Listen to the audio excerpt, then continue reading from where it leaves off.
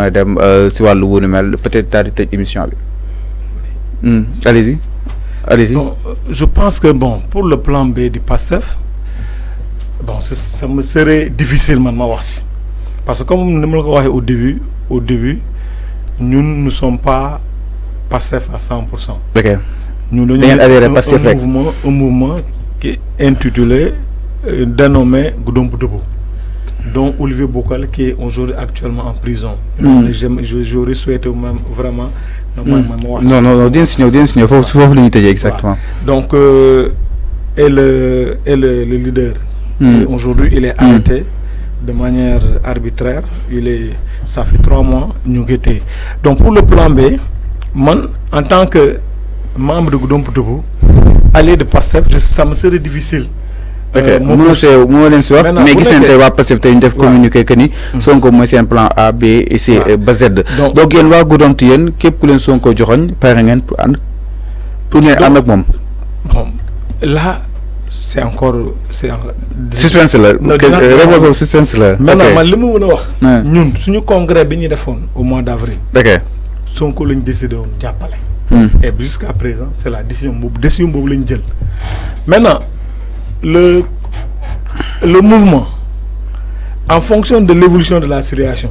Vous faites que Sonko, le peuple sénégalais accepte que Sonko ne soit pas candidat et que comme mon il se remettra à Dieu. Quand le peuple abdique. Si le peuple abdique, lui se remettra à Dieu. Vous faites que le mouvement Goudomp Debout se réunira et prendra une décision. Ok, mais est-ce que le candidat soutenu par Ousmane Sonko, le mouvement Goudomp Debout va le soutenir?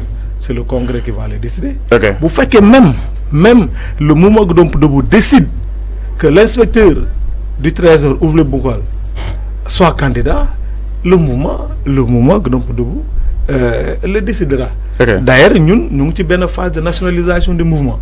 Ce n'est plus Goudomp Debout, c'est une exclusivité là. Okay. Donc, ce n'est plus Goudomp Debout, mais aujourd'hui c'est Sénégal debout pour l'émergence. Sénégal debout. Nous sommes dans une phase de nationalisation du mouvement. Alors. Et dans les semaines à venir, il y a beaucoup de coordinations départementales et régionales qui seront installées.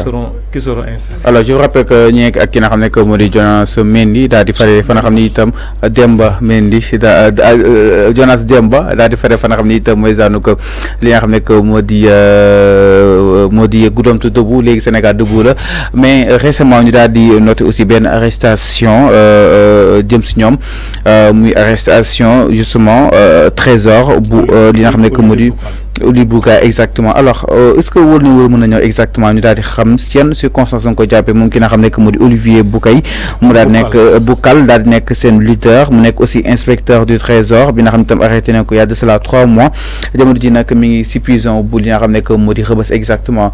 Est-ce que war na mën a ñëwaat exactement sur les circonstances de son arrestation? Oui, bon très rapidement. Ok. Olivier Bocal comme ni nga ko waxee c'est un inspecteur du trésor. C'est un jeune inspecteur, un brillant inspecteur du Trésor, qui est natif donc de Goudomp, qui a créé ce mouvement en 2018, le Sanch mouvement. Okay. Nous avons une élection municipale dans beaucoup de communes de Goudomp. Nous avons gagné deux mairies. Nous avons un conseil départemental, nous avons gagné deuxième. Donc on était de la deuxième force politique derrière le Benno. Okay. Élection législative passée, mon candidat, nous déposer liste, nous invalider la liste pour parrainage avec bon comme on c'est très et Bocal et son mouvement nous décidé soutenir la coalition Askan Wi. Et on a laminé le Benno Bokk Yakaar dans le département de Goudomp. Okay. 14 maires réunis, plus le président du conseil départemental, nous doumalen. Et si tu te rappelles, dernièrement, le président, pour moi, tournée économique dans la région de Sédhiou, pour me convoquer ces maires comme d'habitude le fait. Le moulin Gatielam, 14 maires sur 15, plus le président du conseil départemental, nous avons élection, nous avons élection dans le département. Et l'acteur justement de cette défaite de Benno Bokk Yakaar dans le département n'était nul autre que Olivier Bokal. Okay. Donc ça veut dire que donc ni depuis le début, ñu ngi nas ay pexe pour mun a fayu. C'est-à-dire digérer wu ñu défaite bi ñu amoon. Digérer wu ñu cette défaite. Alors. Mais si la raison pour laquelle que moom bi mu defee benn poste bu ndaw la def. Poste bi lu mu si bindoon. nekkuloon sa Sénégal sa mu ngi woon Maroc. Ok. Parce que depuis février dafa nekk en stage dafa nekkoon en stage. Au Maroc. benn poste le kii via les réseaux sociaux bi nga xam ne dafa ne population de Goudomp à l'instar donc de ce qui se faisait à Dakar et à Ziguinchor mu ne lan seen morom ñu ngi manifester ñu ngi mobiliser wu yéen ngeen toog léegi poste boobu ñu accuser ko ñu ne. appel à l'insurrection ñu ne c'est un appel à l'insurrection. mais loolu mais yéen noonu la ko jàngatee yéen à votre niveau. non en fait. looy xew Dakar looy xew Ziguinchor lu tax xewagul Goudomp te ba tey yéen toog. gënal manifester ça ne signifie pas demal nga toj encore que cet acteur boo xoolee les services départementaux yu bëri à Goudomp. ok bokk na ci ñi ko équipé. du brigade gendarmerie du ñeneen donc un citoyen bi nga xam ne c'est pas la santé du secteur santé du secteur éducation du jeunesse du sport amul benn secteur bi nga xam ne Olivier defu ci participation. C'est pas ce citoyen là engagé modèle honnête et engagé mooy woote fitna ce n'est pas celui-là donc ñoom bu ñu kii mu def spot boobu ñu ne moom appel à l'insurrection ñu jàpp ko depuis bu muy ñibbisee pour les travaux de son mémoire de fin de stage muy ñibbi ñu jàpp ko à l'aéroport depuis il est. diggante poste bi ak arrestation bi ñaata temps la durée. bon à peine ay 3 semaines. 3 semaines donc ñoom yónnee nañ ko dara pour dire que ni il est recherché wala kon noonu la ko xamee rek. rien dafa doon dem dañ ñoo ko kaay ñu indi ko poste bi. dañ ko jàpp yóbbu ko di division de recherche de Colobane. ci lañ ko notifié. poste bi ci lañ ko notifié que oui c'est lié ton arrestation est liée au poste que tu as diffusé via les réseaux sociaux. Depuis lors mu ngi foofu et je pense que c'est. mais ban paa ngeen si dox yéen. waa Goudomp tudd boobu ba tey. comme nañ ko comme nu mu la ko présenté. ok c'est une arrestation politique. et un problème politique se règle politiquement. noonu koy compter régler politiquement. nous politiquement on a tenté des manifestations. gars yi tere ñëw. ça aboutit. gars yi dañ ko interdire. ok on a organisé donc des récitals de Coran un peu partout. Récemment, on a organisé des tournois de football. Pacifiquement, oui. Pacifiquement. On a fait des points de presse. Jusqu'à présent, on n'a pas encore le résultat escompté. Mais pour le dossier Bitol, exactement. Dossier Fumtolo, ni en instruction. Instruction, bon, définitivement 2 recours de liberté provisoire, mais ça n'a pas marché. Qu'en est-il pour le procès? Le procès, bon, rien n'est encore établi. Okay. Bon, maintenant, nous, comme nous c'est un problème politique.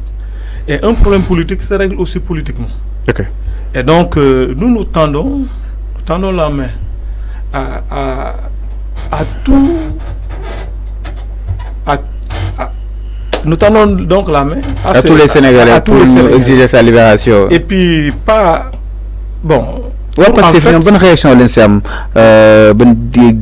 arrestation Burkina Faso comme Modi Bokal. En fait, Pastef, bon, je crois que le linge sale se lave en famille. Non, il faut gagner au Sénégal. Autonotique, nous relate. Il n'y a pas si bonne travail exactement. Mais comme que tu me le demandes, mais nous au début, à part Pastef Goudomp, Bingam ne vraiment Disney. Dans la lutte au niveau national on était un peu déçus parce que d'ailleurs même quand on cite la liste parce que maman personnellement les leaders de Pastef ñu arrêté donc on n'évoque pas le nom de Olivier Bokal on n'évoque pas et c'est pas normal on doit citer le nom Ouli Bokol au même titre que les autres. Ou bien je crois que bon, si parce qu'ils pensent que donc nous ne sommes pas entièrement du passé, nous sommes un mouvement qui est venu les soutenir.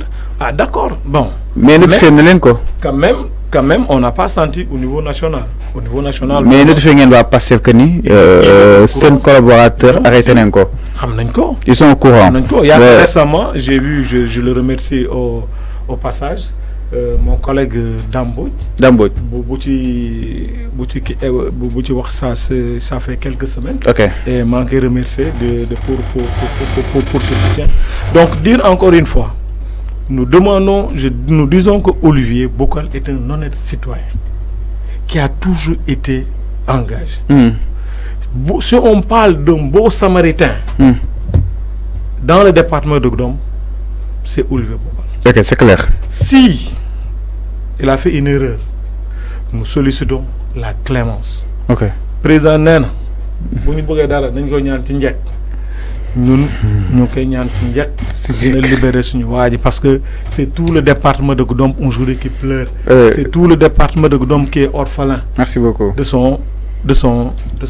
Merci beaucoup. Donc Jonas Demba ñu lay remercier bu baax ci waxtaan wi amna solo mu daal di faré ci li nga xamné que modi mouvement Goudomp Toubou daal di allié fa nga xamni itam mooy zone Pastef un message solennel lancé envers le président Macky Sall pour la libération bu ki nga xamné que modi Goudal. En tout cas aussi un message aussi lancé à l'ensemble justement ñi nga xamni itam ñoo daal di bokk zone ko Pastef ñu daal di wara mëna daal di taxaw bu baax ba ki nga xamné que modi Goudal vu que ñu ci incident yi nga xam tam xewoon na fi ci réew mi yoo la ko daal di merci beaucoup, on se retrouve très très prochainement. Ça a été un plaisir de partager ce plateau avec vous. Merci, le plaisir est partagé.